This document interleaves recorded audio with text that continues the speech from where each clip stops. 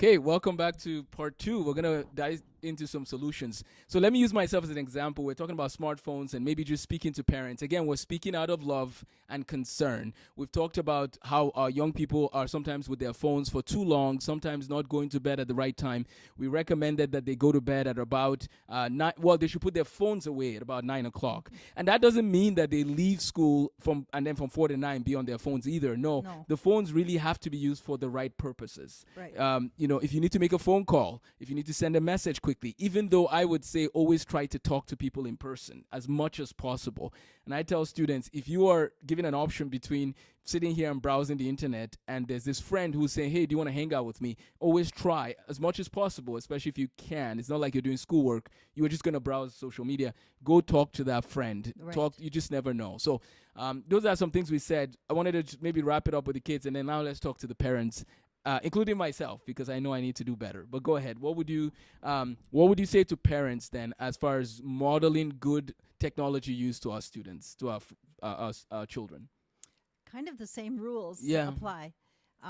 One of my biggest pet peeves is when I go into a restaurant or even a store and the parent's on the phone and the child's crying or begging them. Or I even heard one little boy, probably 7 years old, say, "Mom, why don't you look at me?" That's not taking your child out for anything fun. So monitor your own phone use. Yep.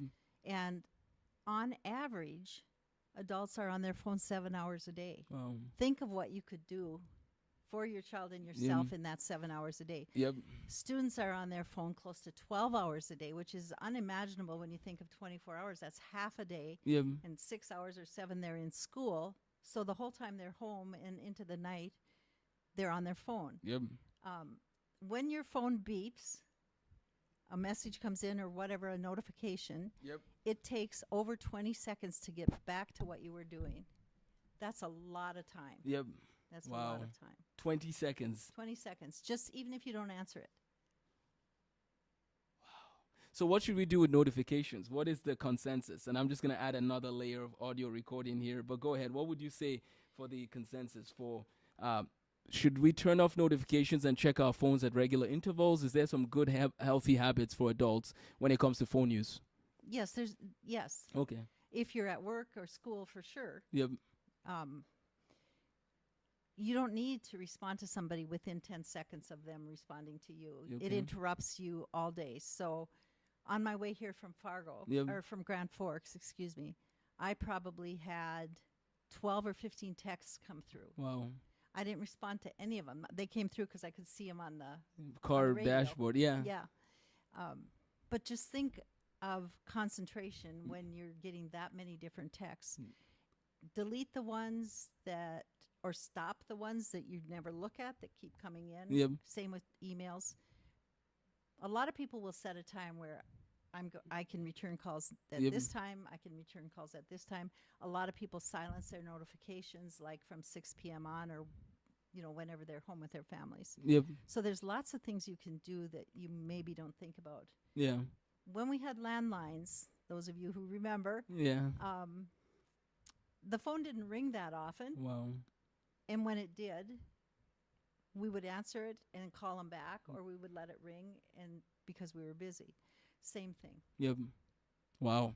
No, thank you. So parents, let's all do our best to help the children flourish by modeling good technology use. I need to do better, and that's part of why I asked just for some strategies. And I'll be improving my skills here over time, having designated times to check the emails and to answer accordingly. Okay, so now just talk about ADHD for a second. You work in that field a bit, is that right? Yes. Okay. I started out with ADHD. I developed the program for All True in Grand Forks because it's not understood. It impacts potential. It impacts social behavior. It impacts academics. People who are not treated for their ADHD actually have teen pregnancies more often, alcohol, drug use, don't go to college or graduate from high school. Wow. So there's a lot of negative things to not treating it. Yeah. And I'm not talking just medication. Yeah. Okay, treatment does include medication for some people.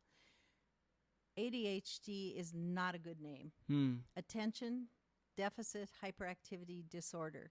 First of all, people have too much attention or hyper focus on things they're very interested in. Yep. to the point where they can't stop and hear what someone else is saying. Yeah. Deficit? No, they have too much attention in some things. Hmm. In some things, they don't maintain attention because they're not interested. Yep. Now, everybody has things they're more passionate about and can stay interested in, but I'm talking more than typical. Yep. Okay. Hyperactivity. There's ADHD predominantly inattentive, which I don't like either, but too much attention when you're interested. There's combined with hyperactivity, impulsivity, and attention, Yep. and hyperactivity alone. So most adults are past hyperactivity, but they're on the go, they're restless, they talk a lot, they Yep. tend to interrupt. That is not necessarily a positive, Yep. but the outgoing personality is very much a positive. Mm-hmm. The children fall behind Yep. if it's not recognized, and they get bullied and they get nagged. Mm-hmm. So when I was going to the schools to observe a child, Yep. I would hear on the playground, Corey, get down. Corey, Yep. come here. Corey, do this. And I knew that was the child I was supposed to be seeing because Yeah. that's the only name everybody was yelling. Interesting. And then I would go in the classroom, and this poor child would be sitting there, bright red, sweaty, papers piled all around him, books on the floor, not having a clue what to do, looking Wow. out the window or sweating it over Yeah. academics, because they process differently. Yep. Yeah. They tend to be very gifted people. Hmm. If you can imagine doing a project and staying with it Yep. until you have to get pulled away from it, you get a lot accomplished. Yes. The problem is you don't ever go back to it Oh. because as soon as they know what it's going to look like or they're almost done with the project, they're not interested anymore. Okay. So very verbal, Mm-hmm. most of them, very bright, Yep. a lot of them. And then there's 30% that have a true learning disability. Okay. But there's 90% of untreated people with ADHD who have learning difficulties. Hmm. So it's very serious. Yeah. And what are some of the causes? I don't want to call it artificial causes, but are there certain things that can cause it rather, what are things that can exacerbate it? Technology. Technology, okay. Not having good discipline and supervision. Okay. They really thrive with routine. Having things they're interested in, hands-on activities. Okay. Like if you're teaching biology and you're talking about flowers, if you don't have a real flower there, Yeah. you're probably going to lose the child that needs the hands-on, take the petals apart, look Yep. at it.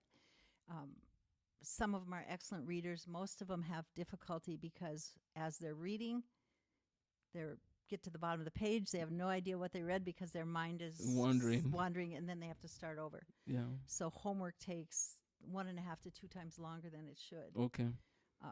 So many of the adults that I see say, I should have been an honor student in high school, Wow. but I wasn't because I couldn't. I Yeah. just barely got through Yep. because I couldn't stay focused. And then they take less challenging classes Yep. and don't reach their full potential. Wow. So what advice would you give to teachers? How can teachers support students with ADHD? There's a couple ways. Well, there's a lot of ways. Number one, know who this child is and what their gifts are. If you're openly nagging at them and the other kids hear it, which happens often. I just observed in a classroom, and that child's name was called 3 or 4 times to pay attention, to look at the book. And the other kids catch on, and they think that child is not as smart as they are. Work with the parents because the parents know that kid. Mm-hmm. Parents are afraid to talk to teachers because they're afraid of hearing all this negative comments about their child.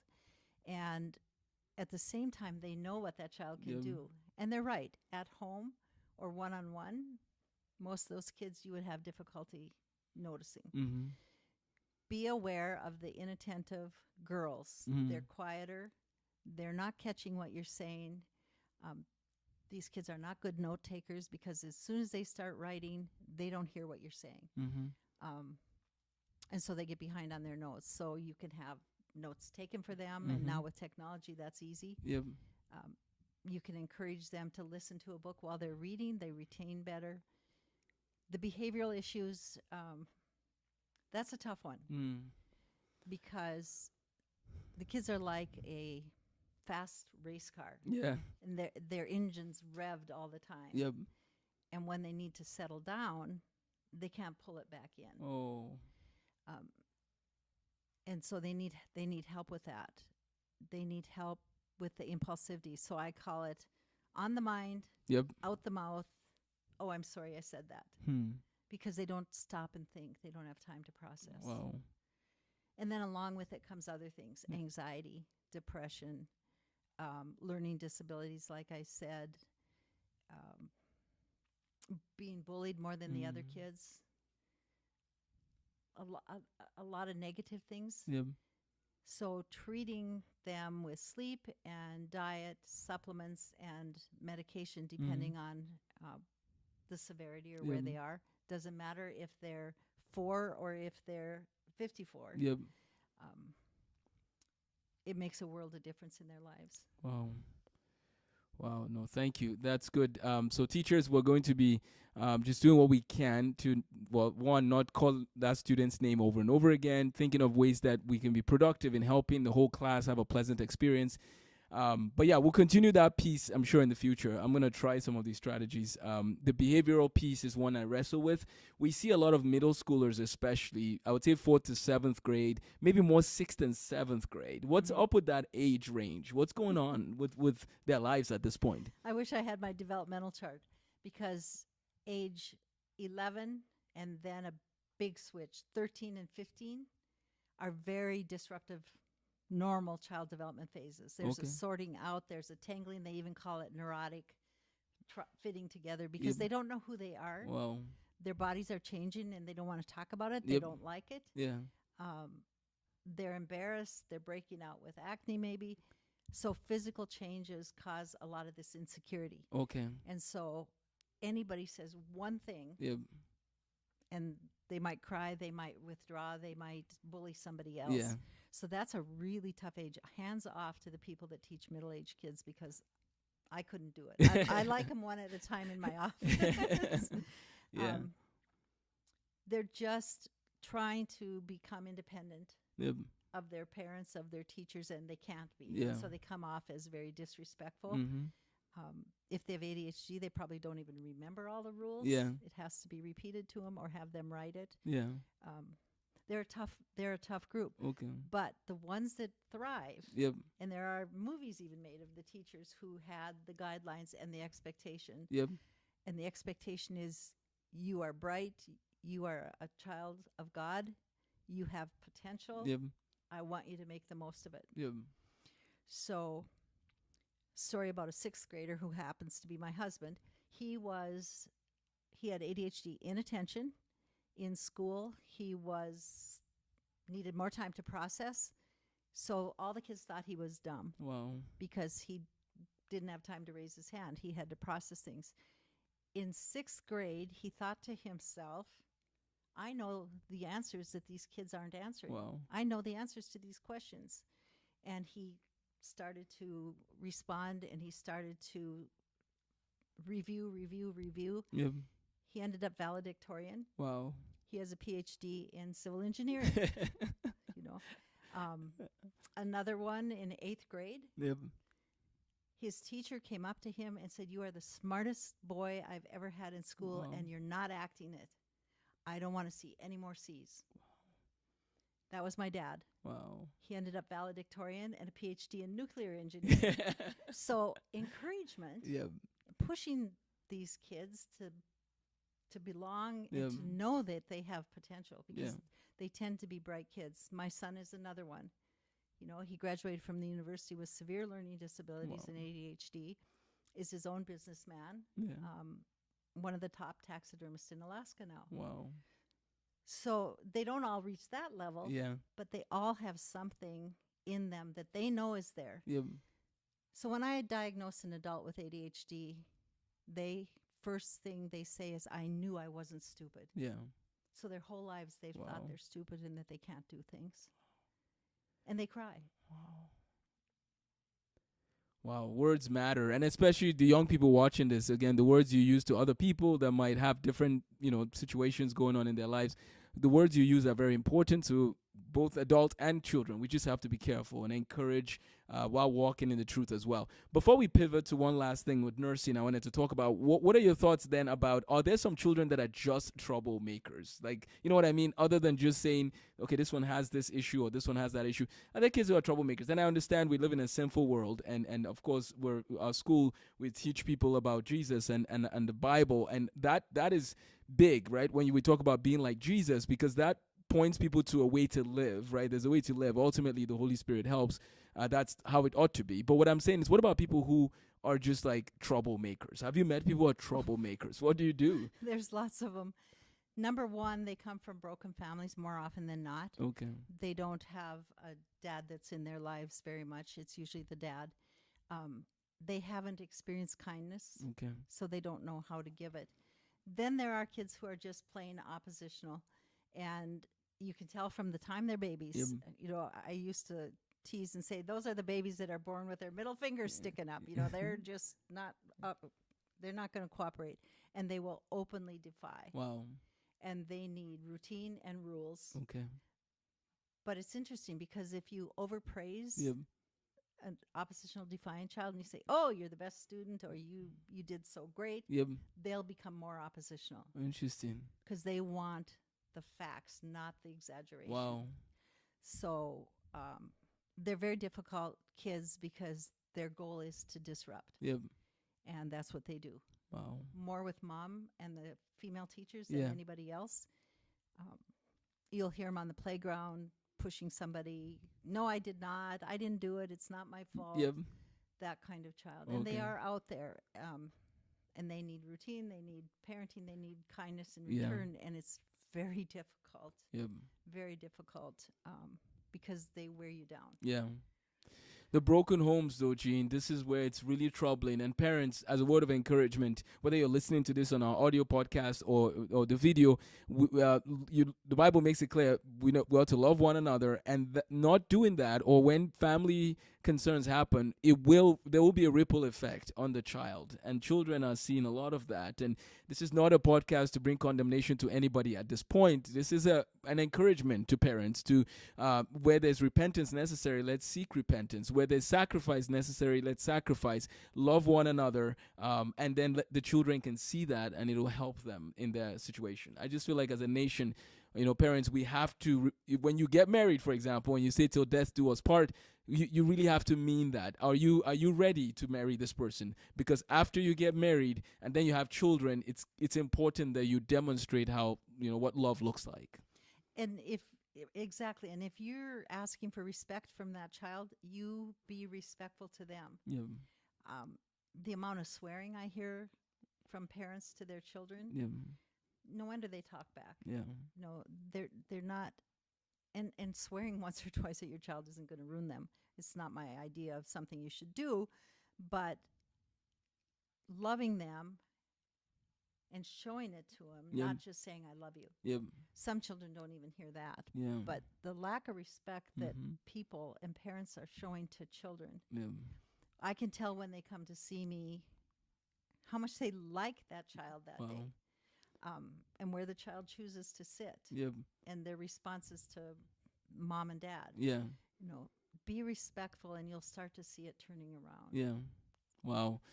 Thank you so much, Gene. One of the things I will say, and we'll wrap up with the nursing piece here. Quick commercial break about books, by the way. LifeSTEM Academy does have a bookstore, especially in Moorhead. There's a free sort of library system, and in Grand Forks. The reason why I bring this up is we're saying less smartphone use, and you might say, well, what does Johnny do? Read more. Read more. And that's why these books are here. They should read more. They should interact more with other people. They should find ways to serve. Serving others can help. And even when they have ADHD, I've seen some of those kids who tell them what to do. They love to serve. They want to Yep. use their hands. And so please know that the book piece is so critical, and that's why we have these options for our students. We have lots of books, and we'll keep adding as we see books that they can learn from. We have a lot of biographies, Booker T. Washington, Benjamin Franklin, we're talking about Isaac Newton, and so on and so forth. So that's very important, is the book portion. I want to just say something about our relationship with Grand Forks that I think is very interesting. And one of them is, as we seek accreditation for our K-12 school, we're actually going to also be seeking some accreditation for our chemistry courses so we can get college credit. Because, I have a master's degree in physics, medical physics, for example. I could teach medical physics, and Dr. Jean Gullux can teach some piece she loves on something, and Dr. Harvey can teach a little bit of more advanced math. So there's really no reason why we shouldn't seek that other accreditation, because we have the resource, and we thank God for this partnership. So I bring that up for the career preparation piece of LifeSTEM, and that can add to mental health, I think, when people are sometimes worried about, what am I going to do with my life? We want to help these kids, and we want to give them the best training in the fields that we provide instruction. And so you've done some work in the nursing field. So I don't know if you could just talk briefly about your role in that, and then my idea about just maybe we should have a nursing track for those who want to go into it, because there's a need as a nation. So what have you done in the nursing field? Well, the nursing field right now has a tremendous shortage. Wow. There's not enough in-hospital nurses or clinic nurses. I have a Bachelor of Science in Nursing. Then I got a master's in maternal child nursing. Okay. Called a different name at that time. Yeah. And then a PhD in child development. And so I taught in the nursing program. I was director of the nurse practitioner program, and I taught at the med school, which was a real honor because I got to teach the med students. Why are you asking these questions, and what does it mean? Yep. And you can't look at your notes. You have to look at your patient. Yep. So that was a lot of fun to teach med students who really know nothing in year 1 and 2. Wow. Because they have an undergraduate degree in anything. Yep. And they were very amazed to find out that they should only ask questions that are pertinent to the patient. Yeah. But nursing is a caring profession. So if you have kids who are by nature caregivers, Yep. like you might have a headache and they bring you a blanket, or they bring you a drink of water, or they take care of their pets. Yep. And they're just that kind, loving kind of child.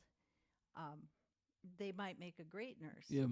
If you have a child who's a leader Yep. and wants to be in control and take care of things, Yep. they might be a great nurse. But right now, with my family history of everybody going to the university, Yep. I am really not encouraging kids to go to the university unless they know what they want to be, Yep. unless it's a career option. And most of those careers are professional degrees. Okay.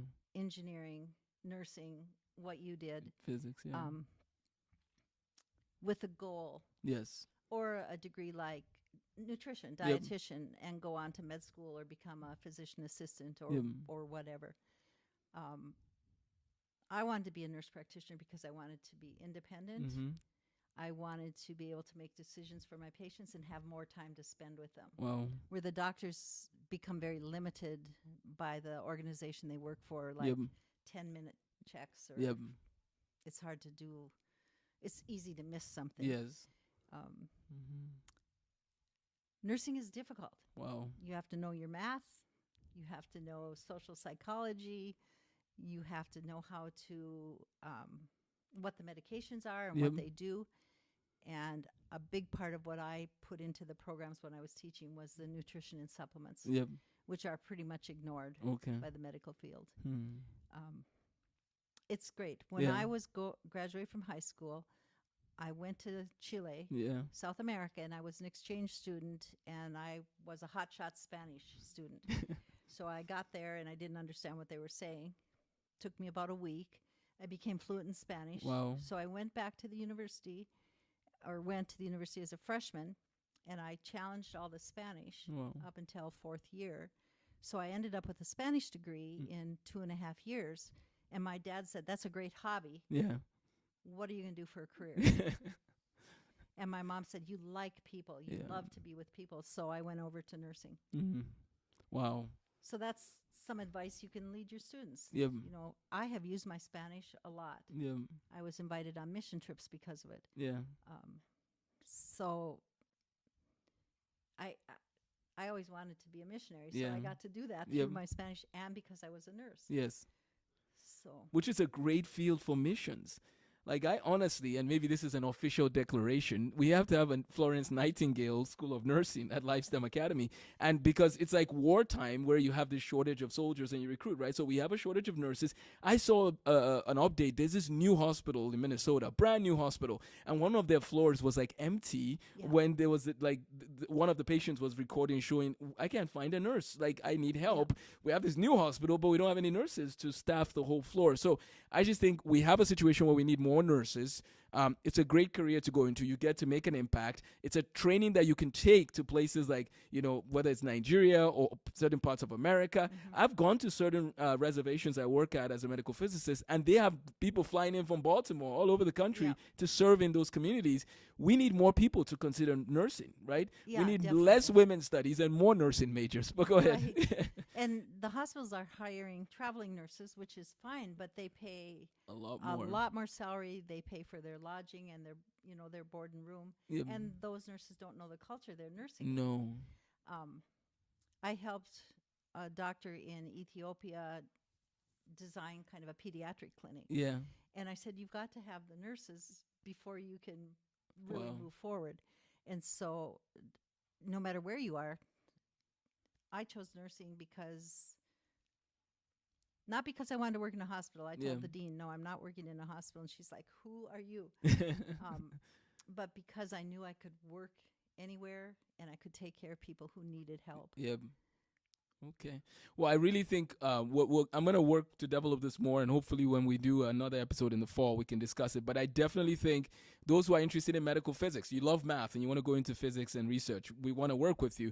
Those who are interested in nursing, those who are interested in, even if you want to be a social worker, it doesn't matter. But the point, though, is we want you to think about a track, ask questions. We want to connect you to job shadowing opportunities.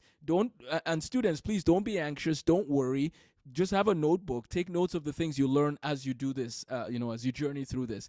We're here for you. We want to help you to make the most of the life God has blessed you with. So those are some of my thoughts as far as the career track. So I think the Florence Nightingale name is pretty fitting. So maybe in our next episode, we can do a deep dive onto the influence of Nightingale on the field of medicine for sure. Yeah, and college is expensive, and 90% of incoming freshmen have no idea what they want to do. Wow. So they shouldn't be there. No. They should be job shadowing or mentoring or something. Yep. My oldest son is a physician. Yeah. And when he was 9 years old, he said, I'm going to be a doctor. Wow. 9 years old. I said, what are you going to do? And he said, sports medicine, of course, because he liked it. But he's not in sports medicine. The youngest said, 5 years old, I'm going to be a marine biologist. We lived in the Great Plains. Wow. He didn't know anything about the ocean, except he loved fish. Yeah. Well, he's not a marine biologist, but he's a taxidermist in Alaska. Interesting. So the interest your young kids have can stay with them. Yep. It really can. I noticed the 9, though, keeps coming up. Even when I started writing some math programs, I was about 8 or 9. There's something interesting in that window. Yeah. But we sometimes sort of neglect it. What do you know? You don't know anything. But I feel like there's some inclinations at that point, because for those first 8 to 9 years, we should definitely do a research project. I want our kids to do research projects. Yeah. Let's get them doing research projects. But I just think maybe a lot of things that were taken in during those early years, even during those early years, we're gravitating one way or the other. Do you know what I mean? Yep. I loved facts as a child. I wanted to learn. I love paper and pens. And so clearly that's where I should consider is education. And so we thank God that I ended up there. But I look forward to more conversations. I really think that your family, not just for the school side, but just life experience, you guys have a lot to share with us. So I hope you wouldn't mind just keep giving us more nuggets so we can encourage families. I didn't get to see my grandparents as much growing up. And so I feel like it's really neat for people to have adopted grandparents or people that can help fill that spot. So I think you guys could definitely do that for some of our students. And the fatherlessness part you mentioned, I want to say this for the LifeSTEM families again. If there's situations where there's no father involved, let the school know how we can help with the different events of men and children coming together for different fun things. We need people to step up to fill that. And we had an example of that getting our LifeSTEM Academy up and running. There was a man there whose children are grown. He's probably 55, 60. and he kind of adopted a single mom Wow. and her 2 kids Wow. since they met, Yeah. working on flooring at the academy, Yeah. and has made a big difference already Wow. in the little boy's life. Wow. So that's exciting. Yeah. You know, and I have several older women who have Yeah. volunteered to come and help listen to readers. Wow. You know, help them with the math Yep. and spelling, but listen to readers or Yeah. read to them. So Wow. there's a lot to be said for the family concept. Yeah, well, I think we need more than 2 episodes, Jean. I think we need more because now, as you were sharing, I was even thinking of we need to, if you're retired, we need to do a message to the retirees and just say, maybe if you get connected, let us know. And then also just, I would love next time we could talk more about cultural concerns. What is going on in the culture and how do parents navigate the big issues, you know what I mean, of identity and all that. So stay tuned for that next episode. I'll try and see if I can talk with Jean before she goes off on her trip next month. So Yeah. that'll be fun. Any final thoughts? Otherwise, I know you have to run and we'll do part 3 or 2 later. Yeah. So Well, just thank you. And there is a lot to talk about. yeah. I've been doing this for 40 some years. Wow. So things keep coming into my head too. Yeah. Many, many blessings Yeah. and many, many people who still look me up to thank me for Wow. listening. Yeah. Really, what I do is listen. And Yeah. that's what we need our kids to be listened to and respected. Yeah. Well, thank you. Well, God bless. Thanks Thank again. you. Take care, everybody. Bye-bye.